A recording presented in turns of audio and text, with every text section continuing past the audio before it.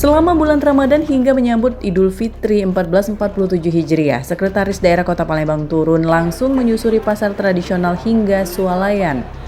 Hal ini guna memastikan stok komoditi atau bahan pokok tercukupi, melakukan pemantauan harga bahan pokok, hingga bersama BPOM melakukan pengecekan pangan agar aman dari zat-zat berbahaya seperti formalin, rodamin B, maupun boraks. Sidak pun mengarah ke pasar Lemabang. Dari sidak dapat dipastikan seluruh bahan pokok hingga saat ini masih tercukupi. Sedangkan untuk harga komoditi maupun bahan pokok masih terbilang aman, belum ada lonjakan yang cukup signifikan. Sedangkan dari sisi keamanan, dari 16 sampel yang diambil, tidak terdapat satupun pangan yang tercemar zat berbahaya. Usai melakukan peninjauan pasar, sidak pun mengarah ke Lotte Mart dan juga Farmers. Dari sidak tidak ditemukan hal-hal yang membahayakan. Terkait kebutuhan beras, pemerintah kota telah mempersiapkan stok hingga mencapai 27.000 ton.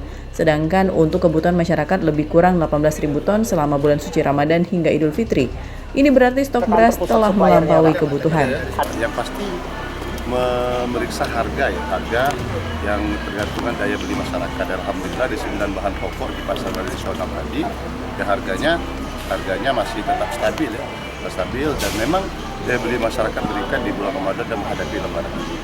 Dan juga kami dalam sidak tadi dan siang ini di Lotte Mart ini kami juga bergandengan tangan dengan BPOM. Alhamdulillah di pasar tradisional tadi ada 16 sampel yang diperiksa BPOM. Alhamdulillah tidak ada ditemukan hal-hal yang zat-zat yang membahayakan seperti borak dan lain sebagainya. Kita memastikan pelayanan masyarakat, kebutuhan masyarakat itu terjaga di masyarakat khususnya Kota Palembang.